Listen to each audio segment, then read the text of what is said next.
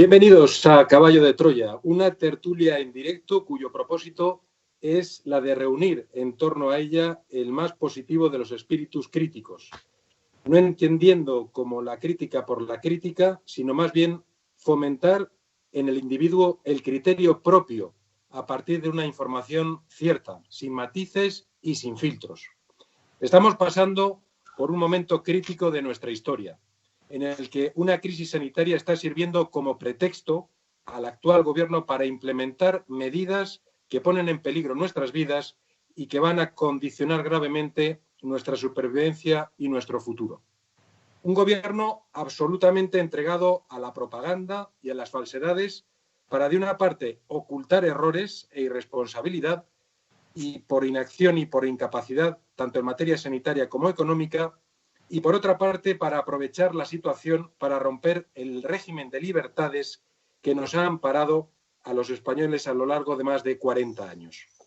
Se hace preciso, por tanto, prescindir de la información única y oficialista para echar mano de nuestras capacidades individuales y colectivas, apostar por la sociedad civil como medio efectivo para salir de esta.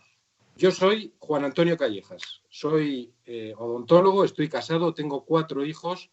También desde hace 9 años ostento el cargo de alcalde de Villamayor de Calatrava, un pueblo de la provincia de Ciudad Real, y desde el pasado mes de noviembre pues soy diputado nacional por la provincia de Ciudad Real por el Partido Popular.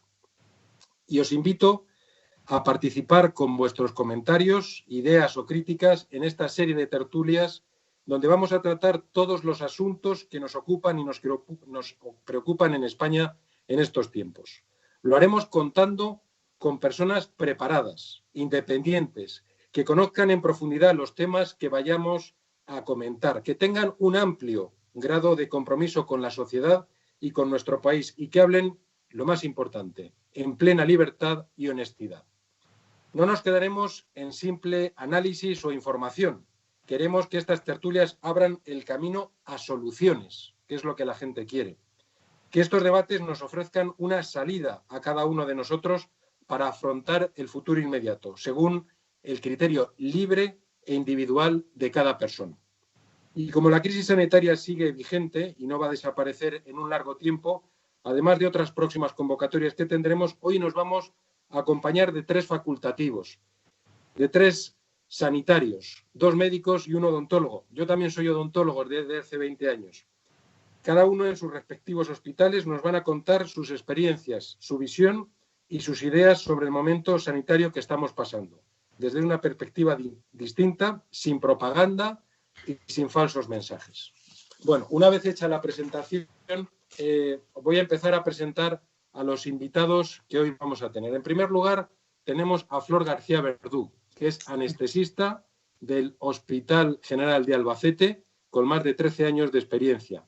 También contamos con Jesús Manuel Muñoz Caro, que os pedimos disculpas si en algún momento pues, la transmisión de imágenes no sale bien, porque bueno, tenemos los medios justos para poder hacer esta transmisión.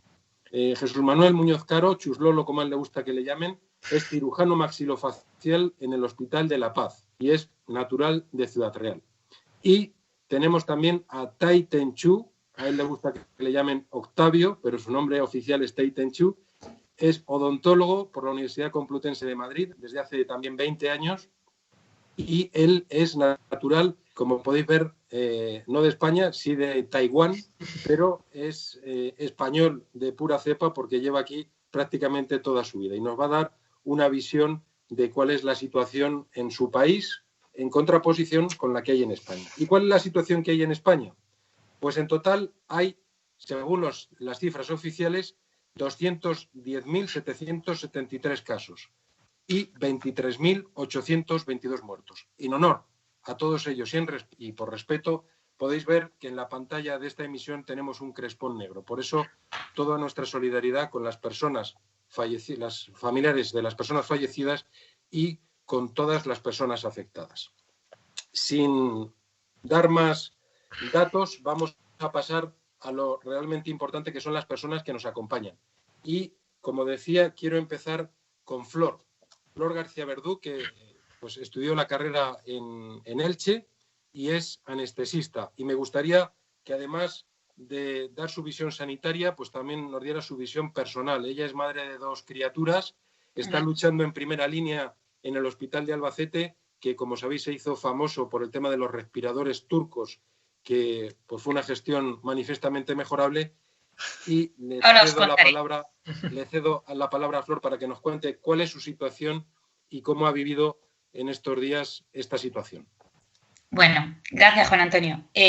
Bueno, pues como bien has explicado, normalmente yo soy anestesióloga pediátrica, me encargo de la cirugía pediátrica. Desde que esto ocurrió hace 6 semanas, 7, nos ha transformado completamente la actividad a nivel asistencial.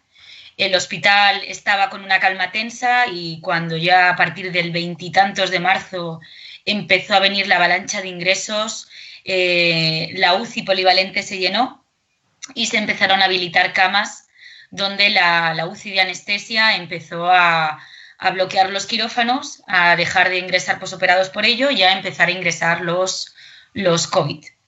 Eran pacientes, digamos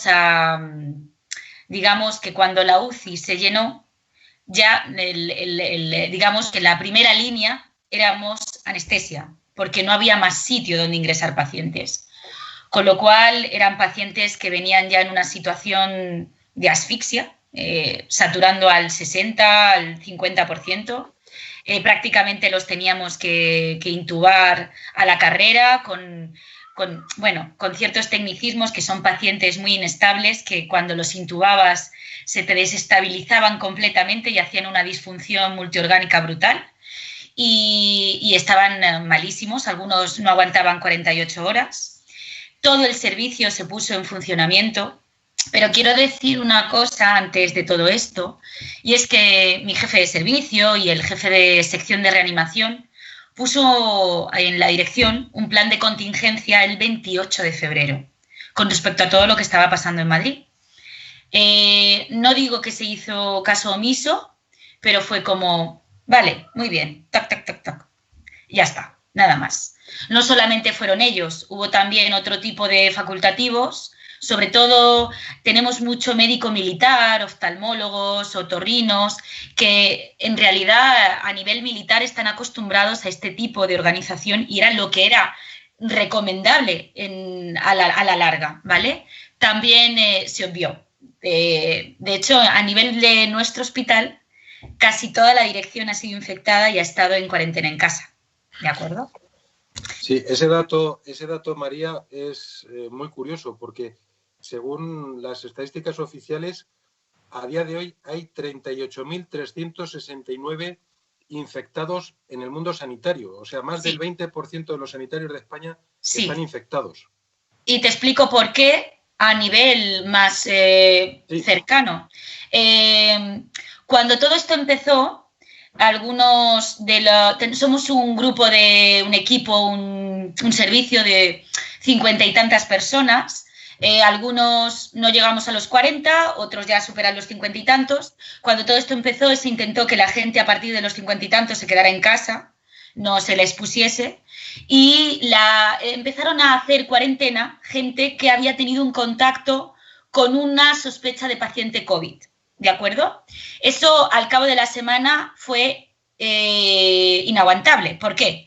Porque yo había tenido un contacto, el otro había tenido un contacto, el otro había tenido un contacto y nos quedábamos sin intensivistas, ¿de acuerdo? Con lo cual yo empecé con sintomatología el 24-25 de marzo. Era un cuadro muy, muy leve, quiero decir, era tos, era estornudos, dolor muscular, ¿vale? Para hacerlo que la gente no intentar ser tan específico. Y bueno, tras llamar a salud laboral, me dijeron, ¿pero tienes fiebre? Y yo, bueno, estoy con paracetamol. No te tomes el paracetamol. Si tienes fiebre, nos vuelves a llamar y te hacemos la prueba. Pero si no, vete a trabajar. Así fue. O sea, entiendo, María, que por lo que me comentas, o sea, perdón, Flor, entiendo, Flor, que por lo que me comentas, si os he estado diciendo que trabajéis incluso teniendo síntomas. Con síntomas leves trabajabas. y las medidas de protección, según el Gobierno Regional de Castilla-La Mancha, sobraban. ¿Eso es cierto? Por supuesto. De hecho, fue a nivel del 25-26 de marzo. Yo tuve una guardia de las del inicio del pico.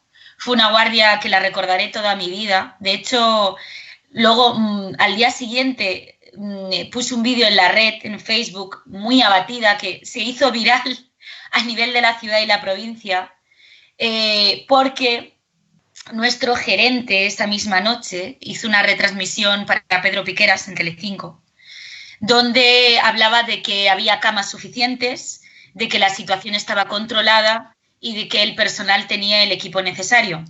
Esa misma noche había alrededor de casi 100 personas esperando cama en urgencias, muchos en silla de ruedas esperando ya 36 horas a ser ingresados, muchos abuelitos dejados de la mano de Dios que acababan por parada cardiorrespiratoria en la propia camilla, enfermería, auxiliares atacados, llorando. Nosotros, y esto quizá me pueda traer repercusiones, pero limitando el ingreso por edad, porque es que pensábamos que nos íbamos a quedar sin camas de un momento a otro. Claro, ese vídeo ha corrido a nivel viral y fue una forma de denunciar todo lo vivido.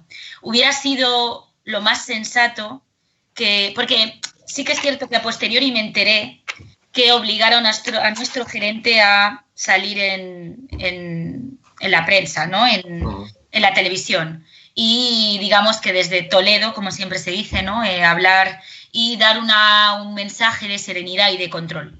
Hubiera sido mucho más ético que hubiera dicho: estamos desbordados, necesitamos ayuda, porque Murcia en ese momento no tenía casos, hubiera podido prestarnos ayuda y lo hubiéramos agradecido. Entonces, María, por hacer un resumen de tu intervención, Flor, perdón, por hacer un resumen de tu intervención, sí. Podemos decir que ha habido falta de material en tu hospital, ha habido saturación.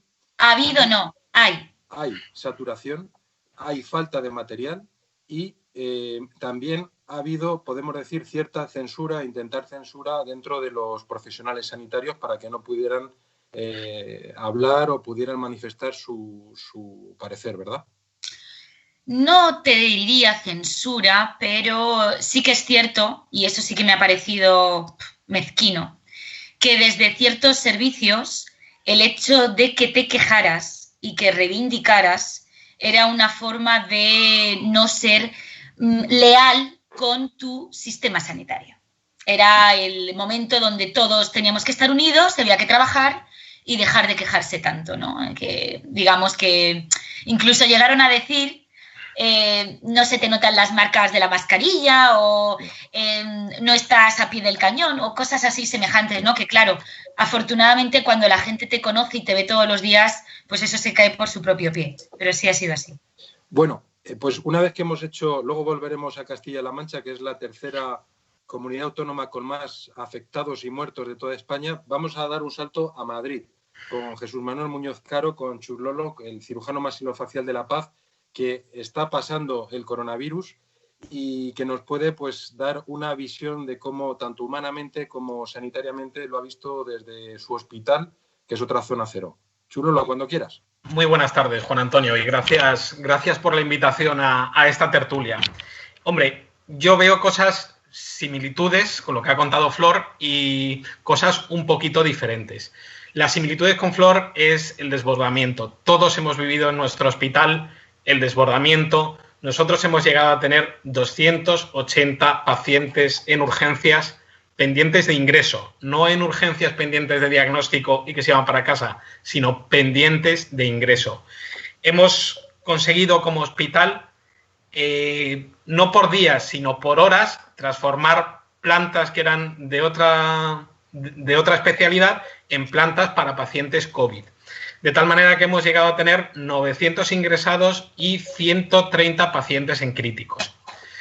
La gran diferencia estiva, yo creo, entre la gerencia y el personal. Aquí la gerencia, en el Hospital de La Paz, nuestro director médico, que es internista, y el gerente tomaron el mando y fueron mandando a la gente y activando a la gente, y la gente yo creo que ha respondido, salvo honrosas excepciones, desde el punto de vista del personal, fantásticamente, adaptándose a esos nuevos puestos de trabajo ante una situación que era tremendamente caótica y tremendamente inesperada. Yo creo que la adaptación como hospital ha sido extraordinaria, y algunos hemos tenido que hacer lo nuestro y otros han tenido que hacer o hemos tenido que hacer lo que no es nuestra labor. Por ejemplo, como nota, la urgencia de la paz de pacientes no COVID la llevaban los urólogos, oftalmólogos y traumatólogos. ¿Por qué? Porque el resto del personal estaba directamente integrado. Yo, como cirujano maxilofacial, mientras estuve en activo hasta que enfermé, he estado realizando las traqueotomías a los pacientes ventilatorios, a los pacientes que llevaban ya mucho tiempo intubados y que había que hacerles una traqueotomía. Y esa ha sido mi labor fundamental en primera línea. Pero en segunda línea hemos hecho absolutamente de todo. Yo creo que humanamente te llevas el compañerismo. Y una cosa que veo que nos ha afectado a todos y que explica, y lo ha explicado muy bien Flor, de por qué tantos sanitarios estamos infectados, es porque desde los servicios de prevención de riesgos laborales, desde los servicios centrales, se ha tomado un criterio muy laxo de caso y contacto, ¿vale? Es decir, tú no eras caso hasta que no tenías fiebre, y a mí no me diagnosticaron como caso hasta que no tuve una infiltración en una placa. O sea, es decir, porque yo era negativo para PCR y mi radiografía decía que tenía una neumonía unilateral.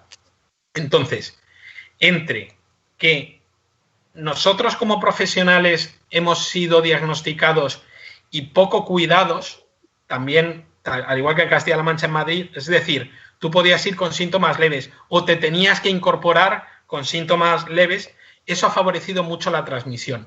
Y luego, yo los equipos a nivel personal, yo he estado muy equipado porque hacía un procedimiento de altísimo riesgo y entonces estaba muy equipado. Pero sé que ha habido casos puntuales de falta de equipamiento y falta de protección. Y sobre todo, en atención primaria, que ha sido la gran abandonada en todo nuestro sistema sanitario, la falta de protección ha sido casi total en todos los casos.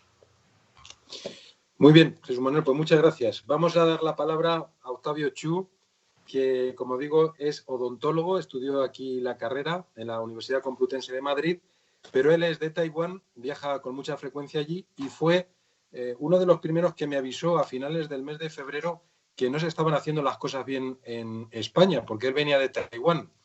Octavio, cuéntanos cuál es la diferencia entre la gestión de cómo se ha hecho el gobierno de Taiwán con esta pandemia con respecto a España, porque creo que los datos son abrumadores, sí. Tanto de afectados como de muertos entre Taiwán y España.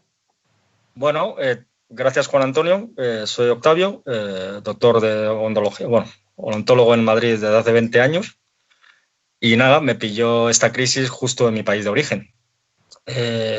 Las diferencias abismales que hay entre la reacción de España, del gobierno español y Taiwán es evidente. Vamos, me imagino que nadie se llevará una sorpresa. Es más, yo fui para la celebración del Año Nuevo Chino y estalló en Wuhan la crisis. Y es más, nosotros como estábamos de celebración del Año Nuevo y son varios días festivos, pues mucha gente no lo tomaba muy en cuenta. Y fue el gobierno de Taiwán la que, a través de salir en televisión, en medios de prensa y tal, que empezó a concienciar a la gente. Es decir, es más, la reacción... Estamos hablando, Octavio, del mes de enero. Sí, estamos hablando del 26 o 27 de enero. Es decir, 26-27 de enero, Taiwán ya se puso manos a la obra. Es más, luego después ha habido datos e informes que el gobierno de Taiwán ya sabía, ya sospechaba que el gobierno en China había un brote de coronavirus y ya se pusieron manos a la obra. Es más, parece ser que empezaron a preparar para la fabricación de mascarillas a principios de enero. Y lo que hicieron fue concienciar a toda la población sobre la utilización de mascarillas, que es la diferencia más grande que yo veo con respecto aquí, a España, que parece ser que se menosprecia el uso de mascarillas, y ahí desde el primer momento pues, se ha recomendado y se facilita a la población el uso de mascarillas. Es más, que actualmente, como Taiwán fabrica por sí sola suficiente uso para su población, mediante presentación de tarjeta sanitaria, tú puedes ir a una farmacia concertada con el Estado y adquirir 9 mascarillas cada 2 semanas, por el precio de €1. Es decir, €1 compras 9 mascarillas. Y encima, lo que hizo el gobierno de Taiwán fue hacer concienciar a la población de que podemos evitar esta pandemia si todos estamos unidos y todos seguimos las normas. Para que la gran diferencia total ante esto es que desde el inicio de la pandemia hasta ahora, Taiwán no ha estado nunca en confinamiento. A día de hoy tampoco está en confinamiento. Octavio, sí. También para que la gente, porque Taiwán pilla un poco lejos de España, sí. Pero a mí me gustaría dar el dato de que Taiwán, y si me equivoco me corriges, Taiwán tiene 23 millones de habitantes, la mitad que España, pero viven en una superficie como en la comunidad de Extremadura. No, vamos a ver. Taiwán vivimos en una isla que es más pequeño que la comunidad de Extremadura. Es decir, España, el territorio español son más o menos más de medio millón de, casi 500.000 kilómetros cuadrados. Taiwán es 14 veces más pequeño que España. Y tienes que recordar, ¿sí?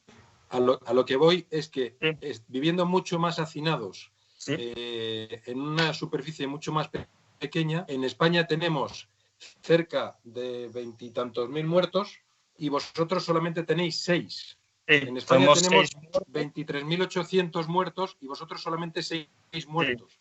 6 muertos, 429 casos totales contabilizados, de las cuales todos son importados. Y es más, hubo un aumento de casi al doble, es decir, había 200 y aumentó al doble, porque mucha gente taiwanesa, ciudadanos taiwaneses, querían volver al país y el gobierno no les invitó a volver y les llevó a confinamiento ellos allí en Taiwán. ¿Por qué? Porque, como decía el ministro de Sanidad de Taiwán, no se le puede decir a un ciudadano taiwanés que no vuelva a su país, eso está claro, aunque esté contagiado del virus. Nosotros le cuidaremos. Entonces, de los 429 casos totales, hay 309 curados. Es decir, estamos hablando de que una isla... ¿Sí? Una gestión de un gobierno que se anticipó a las situaciones y que va por delante de los acontecimientos. Y eso ha traído que, por una parte, no esté cerrada la economía, que no haya habido apenas muertos y que la población pueda pues, deambular de una manera más o menos libre. Vamos a ver, para que se haga ustedes una idea y la gente que está escuchando esta videoconferencia, Taiwán ahora mismo funcionan las escuelas, los niños van al colegio, los jóvenes a las universidades, todos los negocios están abiertos hasta los cines, están abiertos las cafeterías, están abiertos los restaurantes, están abierto todo. Y nunca se ha cerrado nada. Y es más, ha habido una crisis, que ha habido un incremento por un barco militar, un barco de guerra taiwanés, que volvió de una gira y había unos contagiados y lo que han hecho ha sido perseguirle a todos, confinarlos, a todos que han tenido relación con ellos, los han puesto en confinamiento. Y es más, está ahora mismo Taiwán en máxima alerta. En máxima alerta significa que están concienciando a la población, están diciendo que tenemos que tener cuidado porque puede haber un brote pequeñito. Es decir, para ellos un brote es un caso. Un caso para la población de Taiwán es ponerse nervioso. Es más, yo tengo a mi familia, a mi mujer e hijo, que desgraciadamente no han podido regresar a España, están ahí, me lo cuentan. Ellos me dicen, joder, ha habido 3 casos y ya la gente se pone nerviosa. 3 casos. Madre mía, qué diferencia con España. Bueno, volvemos de nuevo al Albacete con Flor. Me gustaría que nos explicaras, doy el dato, en Castilla-La Mancha hay a día de hoy 995 personas ingresadas y 189 de ellas necesitan respiradores. El Hospital de Albacete saltó a la palestra precisamente con un vídeo de tu jefe de servicio sobre la gestión de los respiradores. ¿Podrías explicarnos, por una parte, qué respiradores son los necesarios, qué ha pasado y qué es lo que necesitáis en vuestro hospital para salir adelante? Bueno, Primero decir que, bueno, un paciente que llega a nivel de presentar una disfunción de multiorgánica con el COVID, ¿de acuerdo? En los pacientes donde la respuesta inflamatoria es tan grave que es como, digamos, para que la gente lo entienda, una descarga de un montón de hormonas y sustancias que inflaman todo el cuerpo, con preferencia por el pulmón, son pacientes que necesitan ventilación mecánica, ¿vale?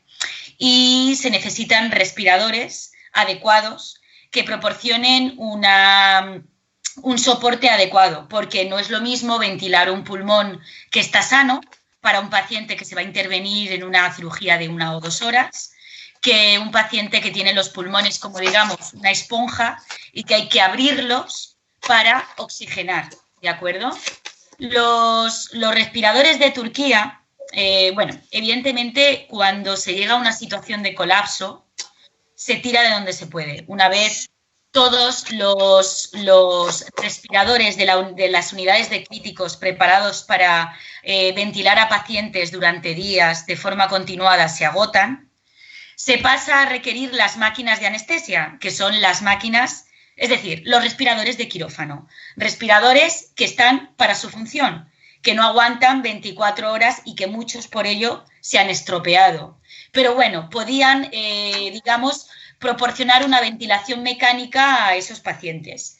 Cuando ya se estaban agotando y no teníamos, pedimos desesperadamente a través de mi jefe de servicio que llegaran respiradores, que necesitábamos respiradores porque además se contraindicaba la ventilación no invasiva, que es, digamos, una máquina de BiPAP, que es una máscara que se pone y que mete aire, pero que evidentemente puedes aguantar al paciente, pero acaba agotándose, y también era contraproducente porque el virus se liberaba, ¿no? Para que me entienda la gente. Bueno, pues aquí la dirección de gerencia del SESCAN dijo que había solicitado unos 150 respiradores a Turquía.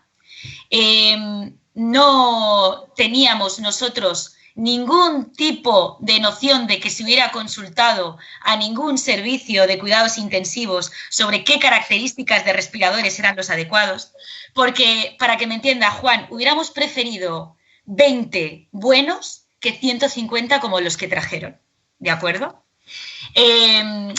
Estuvieron paralizados en Turquía y dijeron que los turcos nos lo habían quitado. Falso. No habíamos pagado los aranceles y es normal que Turquía no dispensase los respiradores porque no se estaba pagando. Cuando ya se fueron a hacer la foto por la presión social, y fue una foto, digamos, cómica, no sé cómo calificarla, o sea, fue ridícula de nuestro señor Paje y el director, nos dimos cuenta de que los respiradores eran ventiladores de transporte de no sé qué año, si del 80 o el 90 de la década, que se utilizan para el transporte en ambulancia. Es un respirador de transporte que te ayuda a llevar a un paciente a un TAC o llevar a un paciente en la ambulancia que lo has tenido que intubar, que evidentemente tiene 2 modalidades: controlada, presión, volumen, oxígeno al 100, oxígeno al 50 y ya está. De hecho, si tú ventilas a un paciente de forma continuada con este respirador, probablemente le revientes. Hablando en plata, ¿de acuerdo? Luego, y ya no quiero enrollarme más, hubo un compañero nuestro que defendió a nivel de redes sociales el tipo de respirador, y de ese que era válido, ¿no? Como, digamos, que ante la ausencia de respiradores se tiene que agradecer lo que llegue, ¿no? Y pues evidentemente todos mis compañeros se le echaron encima porque era una ridiculez comentar eso. ¿De acuerdo? De hecho, hubo muchas gestiones a nivel de Albacete y de cierto radiólogo, de reunir dinero para conseguir respiradores buenos, pero como todo esto es una ley de oferta y una demanda, en el momento que ya los teníamos, Francia llegó, pagó más y la empresa se los dio, ¿no? con lo cual no hemos utilizado esos respiradores de Page, no los hemos utilizado. O sea, yo no los he visto.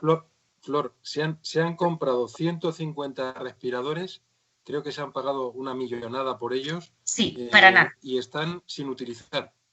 Sí, porque yo ya te digo que en mi unidad no se han visto. ¿De acuerdo? En mi unidad no se han visto. Sí que es cierto que llevaban con su monitor, ¿no? Con su monitor para constantes vitales y tal, pero bueno. Si el tema es, primero, no pedir asesoramiento, todo propaganda política y las ganas de intentar tener una huida hacia adelante, ¿no? Porque, digamos, no sabemos, estamos desabastecidos, nos hemos preocupado tarde, el mercado está totalmente ausente de respiradores de cuidados críticos. Esto es lo que hay. Vamos a asesorarnos para intentar conseguir, aunque sea poco, pero bueno. Vamos a derivar pacientes a las unidades de Murcia o de Almería, que están con menor presión asistencial. Eso hubiera sido una gestión ética y no ha sido así. No ha sido así. Madre mía, Flor. Pasamos ahora a un debate entre todos, si os parece, porque creo que ahora mismo lo más importante son los test. Curioso. Sí, Flor. Sí. Te cuento. Entonces, es que podría estar hablando y quiero que hablen los demás también. Sí, me gustaría que, por ejemplo, Chulola nos contara la importancia de los test, si se están haciendo test. Flor, tú también nos puedes comentar si en Castilla-La Mancha se están realizando. En fin, entre vosotros dos que nos ilustréis la importancia de hacer test. Creo que, por ejemplo, en Alemania se están haciendo 4 millones de test reales y fiables a la semana. Aquí esto no se está realizando y es vital para que se pudiera hacer una desescalada. Pero vosotros técnicamente, ¿qué podéis aportar de los test? Chulolo, debería, yo creo que empezar a Octavio a explicar cómo se hacen las cosas bien y ya luego habrá tiempo de cómo se hacen las cosas Perfecto. mal. Pues el Oriente tiene el poder. Hombre, evidentemente Taiwán no es un buen caso para hacer test masivos por los pocos casos que hay. Es más, yo también he encontrado sorpresa cuando antes de entrar a videoconferencia me he preocupado, he hablado con gente de Taiwán.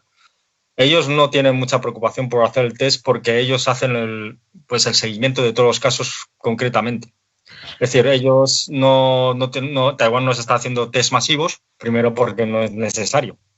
Segundo, porque yo creo que han creado un hábito a la población de cómo cada persona es unidos, siguiendo los consejos, pues se preparan para que mantener a raya este coronavirus y fundamentalmente no están preocupados por los test. ¿Por qué? Porque evidentemente en un país de 23 millones de habitantes con 400 casos, pues tampoco... Encima, los 400 casos, de los 400 casos, 300 nuevos curados y los 100 y pico casos, todos están confinados o en sitios habilitados por el gobierno durante 14 días o confinados en casas localizados por móvil. Entonces, evidentemente, en Taiwán, pues yo puedo explicarles cómo funciona en Taiwán sin los test. Pero con los test, evidentemente, no es el caso de Taiwán, sería el caso de Corea. Claro. Bueno, pues Chulolo, cuéntanos, por favor. Yo dar una opinión, hombre, yo soy, sin ser experto, ¿no? Yo soy cirujano maxilofacial, pero claro, yo creo que todos estamos muy formados en esto que son los test, ¿no? Es decir, nos hemos preocupado y por eso podemos opinar un poquito, no desde el punto de vista de un epidemiólogo, pero sí como desde el punto de vista médico y que he hablado con muchos compañeros. Por así decirlo, hay dos test. Yo creo que quien nos está escuchando desde todo, hay dos tipos de test. Por un lado está la PCR, que lo que detecta es el virus, si está o no está en una persona, ¿vale? Se coge de la nariz, de la parte profunda, es una cosa bastante molesta, en el sentido de que cuando te toman la muestra es molesto, y eso te dice si tú tienes ahí el virus o no. Eso te dice si tienes el virus, pero como siempre te lo dice con un 70% aproximadamente de éxito. Y por otro lado están los llamados test rápidos o inmunoglobulinas, que lo que miden es la respuesta de tu organismo. Y las inmunoglobulinas o los test rápidos fallan incluso más, perdón. Hasta el 60% te dice si estás infectado o no y hasta el 70% si lo has pasado. y si se hace con una gotita de sangre tiene menos sensibilidad que si se hace con más volumen de sangre, centrifugándolo y cogiendo el suero. Esos son los test aproximadamente. ¿Cuál es la importancia para mí de hacer test a nivel personal? Que yo creo que no estamos identificando ni casos nuevos. ¿Por qué? Porque no se le hace al test a todo el mundo, y al no detectar caso nuevo porque usted tiene sintomatología o hasta que no tiene todos los síntomas, como ha dicho Flor o he dicho yo, no te hacen un test y somos sanitarios, es decir, en la población normal es aún menos, no se puede detectar todos tus posibles contactos alrededor, no se puede aislar a la persona y eso va a hacer que siga habiendo transmisión. Vamos a meter un poquito de cizaña y yo sé que tú eres político, Juan Antonio, y ha habido algunos políticos, y lo sé de buena tinta, que se le han realizado test diarios. Cuando a un profesional se le ha negado, ha habido políticos de este país a los que se le ha hecho un test todos los días para ver si se había negativizado. Y eso no puede ser. Incluso yo creo que se han hecho test sin síntomas entre los políticos y se ha detectado personas asintomáticas que lo han tenido. Es decir, que si lo hiciésemos en la población detectaríamos un montón de asintomáticos. Lógicamente yo creo que están limitados y no podemos hacerlos a todos. Pero yo creo que en sitios muy seleccionados, test masivos, permitirían detectar mucho asintomático y aislarlos del resto de la población y permitir que disminuyera la transmisión. Bueno, pero eso... No, adelante, Flor. No, digo que eso debería haberse hecho desde un principio, ¿no?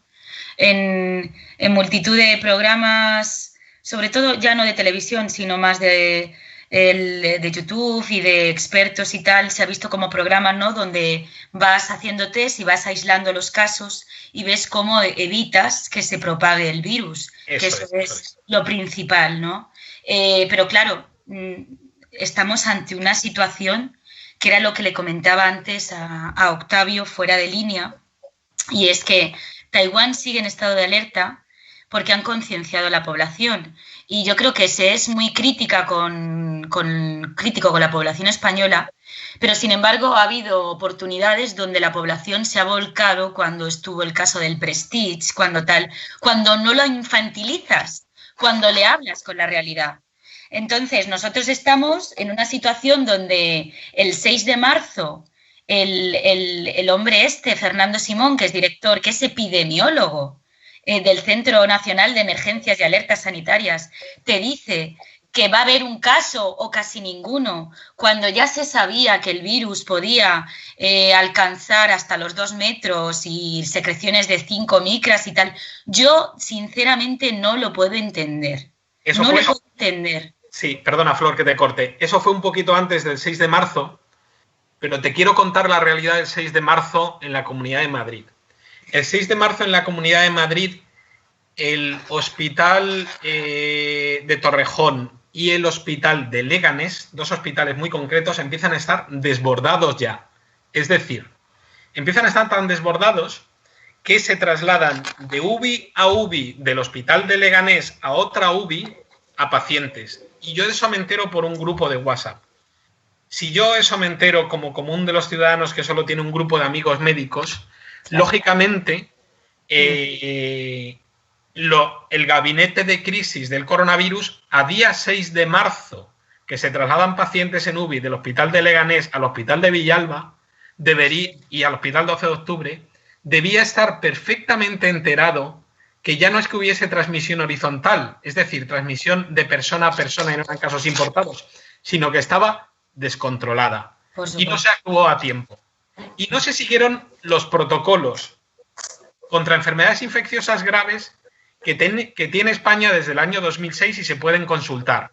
Es decir, cuando tuvimos la crisis del SARS-1 y del MERS, en el año 2006 hay un protocolo que se puede consultar y que especifica para cada estado de enfermedad transmisible grave lo que hay que hacer. Y no se siguió ese protocolo en ninguno de los momentos en el Estado español. Sí. Nosotros, a nivel del test... Sí, Juan, lo del test, nosotros hemos empezado a hacer consultas de preoperatorio y a los pacientes les hacemos la PCR y la serología. La idea es que la PCR diese negativa y la serología positiva, como que ha pasado la enfermedad, o bien negativa.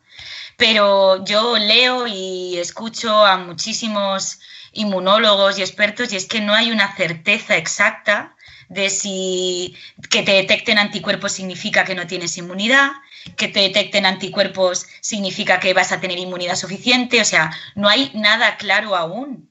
Entonces, claro, yo creo que a nivel de España les están presionando de todas partes y nos han lanzado a la calle sin test, sin nada, a ver qué pasa.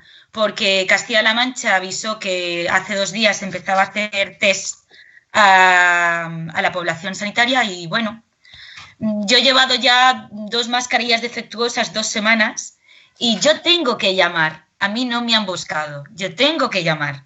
O sea, yo he sido un probable foco de contagio y no se han preocupado por mí. Y dices, bueno, estoy en planta, soy un médico que atiende... No, soy anestesióloga y he estado intubando, extubando, colocando... no sé, es sorprendente. Con lo cual, lo de los test, yo no tengo tanta fe en que eso pueda solucionar algo, de verdad, ¿eh? No sé qué pensáis, pero a estas alturas tenía que haber sido al principio, no ahora. Bueno, sin duda, la previsión del Gobierno se debería haber manifestado mucho antes, entre otras cosas porque el Ministerio de Sanidad tiene la responsabilidad, aunque no hubiera habido estado de alarma, por la Ley General de Sanidad, en el artículo 14 y en el 52.3, dice que cuando la Organización Mundial de la Salud pues da una alarma de tipo pandemia, tiene que actuar directamente el Ministerio de Sanidad, cosa que no se ha hecho. Y no son masivos desde el principio, como se hicieron en Corea del Sur, han hecho que también en ese país, que fue uno de los primeros en caer, pues se confinara la población afectada y se limitara mucho la afectación. Como bien decías, Churolo, la aplicación de los test ha sido totalmente arbitraria. El que haya habido políticos privilegiados está mal, pero aún no está más que, habiéndosele hecho a esos políticos test, se saltaran la cuarentena para hacer actividades que más bien no deberían de hacer porque el resto de la población lo teníamos prohibido. En definitiva, yo creo que los test, no sé qué opinaréis, si realmente os lo están haciendo los profesionales sanitarios o lo tenéis que prácticamente suplicar. Yo, ya te digo, me los han hecho cuando estaban indicados, porque en mi hospital hay una consulta específica a la que te puedes dirigir siempre que tengas y al principio se ahorraron test, pero ahora no se está ahorrando en test. Es decir, si hay que hacer está indicado en el Hospital de La Paz. En el Hospital de La Paz. ¿Y en Albacete? En Albacete se reactivó el tema de los test hace una semana y te los hacen, pero debes insistir tú. No hay, quiero decir que no hay una organización, no hay un criterio claro. Es todo muy arbitrario, todo sigue siendo muy arbitrario. De hecho, hasta hace casi 2 semanas no se hacían suficientes test porque no había reactivo y cosas así. Vaya, o sea que... Y por darle una visión positiva a la gente, ¿cómo, en 1 minuto cada uno, cómo prevéis el futuro? ¿Cómo prevéis que podemos estar dentro de 1 año aquí en España? Yo creo, ya digo, sin ser epidemiólogo, sino por las curvas y por epidemias anteriores. Es que esto ha pasado con la gripe española del 18 y ha copiado las curvas perfectamente. Yo creo que tendremos una reactivación más tarde o más temprano. Si es más tarde, será en 1 mes y lo único que nos puede salvar es el calor. Si no, tendremos una pequeña reactivación en el otoño que viene y ahí lo que mostrará, yo creo que estaremos más preparados como sociedad y como sistema sanitario. Como gobierno no lo sé, pero como sociedad y como sistema sanitario estaremos más preparados. Y si se encuentra una vacuna en el plazo menor de 1 año, estaremos protegidos. Si no, habrá reactivaciones todos los años si no podemos encontrar una vacuna. Flor. Yo soy muy pesimista, la verdad. Soy muy pesimista, muy pesimista. Siempre he creído que la medicina más que nada es prevención, más que encontrar una vacuna o tener un tratamiento adecuado, ¿no? La prevención, el limitar todo. Y como no nos conciencien y no nos dejen de infantilizar y no veamos la realidad tan cruda como es, como lo hemos visto nosotros, creo, igual que Jesús, que sobre todo a nivel ya de a nivel de la campaña, cuando se junte con el virus de la gripe, vamos a volver a lo mismo, junto con la crisis económica y social que vamos a vivir, que eso afecta muchísimo y va a afectar muchísimo, porque todo esto se está obviando, ¿no? Como digamos que el español es un temperamento alegre, quiere de momento mirar hacia otro lado y decir ya pasará, pero cuando esto sea real, a nivel de calle, se verá claramente. Es que yo creo que especular sobre esto es aún muy precoz porque se desconoce el tema del virus. El otro día escuchaba a un experto que decía que en Estados Unidos se está haciendo serologías a la población, embarazadas, a tal, y que el porcentaje de seroprevalencia, digamos que el porcentaje de gente que tenía anticuerpos es un 12, un 13%. Los inmunólogos dicen que para generar una inmunidad de grupo, ¿no? Un rebaño, ¿no? Para que la gente esté inmunizada, se necesita un 60 o un 70%. Imaginar cuánta gente está muriendo en Estados Unidos con un 12 o un 13%, y los chinos decían que tenían una seroprevalencia del 60-70%, ¿no, Octavio? ¿Cuánta gente habrá muerto? A ver si no nos ven a unos chinos, pero os voy a decir la verdad. Es decir, vamos a ver, los chinos, yo bueno, soy pariente cercano de los chinos, pero hay que tener en cuenta que el primer gobierno que más miente es el gobierno chino. Es decir, miente más que habla. Ahora, nadie se cree que las cifras que han dado de muertos, de no contagiados. Es más, yo tengo gente contrario al Partido Comunista Chino, gente china que están aquí, es más, que han huido de China porque han tenido que huir del Partido Comunista, y me han dicho la verdad, están calculando sobre 1 millón de muertos. Claro. Eso es la verdad. Que esto no se le hubiera permitido, no se le hubiera perdonado a otro país, pero ya empezamos con los intereses económicos. China se le ha perdonado mucho. Es más, yo, si me preguntáis mi opinión de lo que va a ocurrir en el futuro, vamos, no sé si a la gente española os va a costar mucho cambiar de costumbre. Yo estoy de acuerdo que a estas alturas hacer test masivos, pues no sé si vamos a evitar algo. Lo que sí vamos a tener que cambiar de costumbres. Sí. Y eso es muy duro.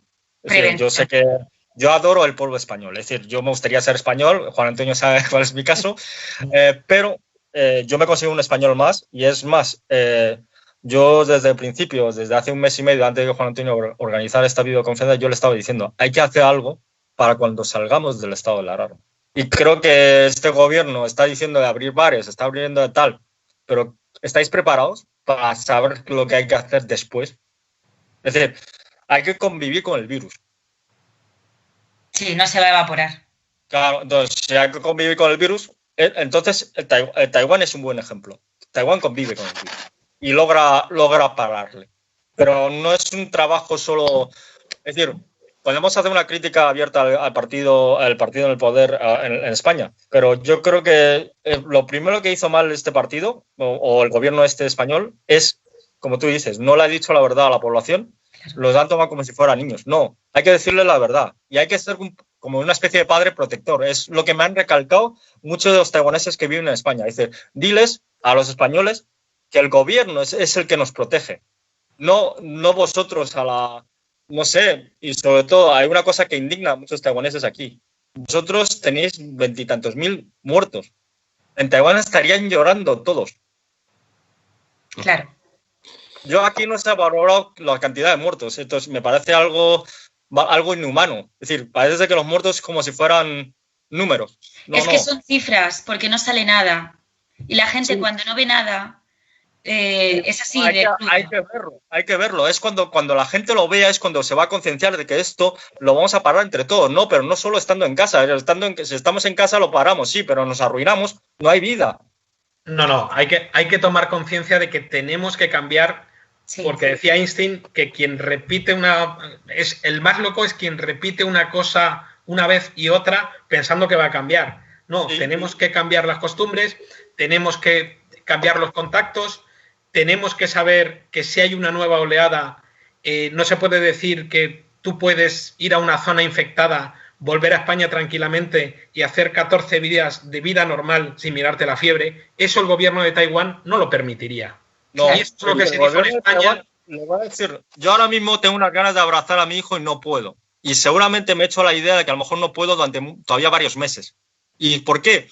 Porque si yo ahora mismo hay aerolínea, me voy a Taiwán, lo que hace el gobierno cuando yo llego a Taiwán es decir, bueno, señor, ¿usted a dónde acaba de volver? De España, vale, tal. Te hacen las pruebas, no tienes síntoma, pero te voy a llevar a un sitio estupendo que hemos habilitado para que tú estés ahí en cuarentena 14 días. Y Chulolo, una pregunta. ¿Es previsible que el hospital de IFEMA se quede montado en previsión de un posible rebrote? El hospital de IFEMA no se va a quedar montado, pero se va a quedar con la infraestructura. Es decir, lo principal del hospital de IFEMA, y aquí hay que dar gracias a quien lo montó y sobre todo a los voluntarios que hicieron las conexiones de oxígeno, es decir, porque el oxígeno en esta crisis es vital.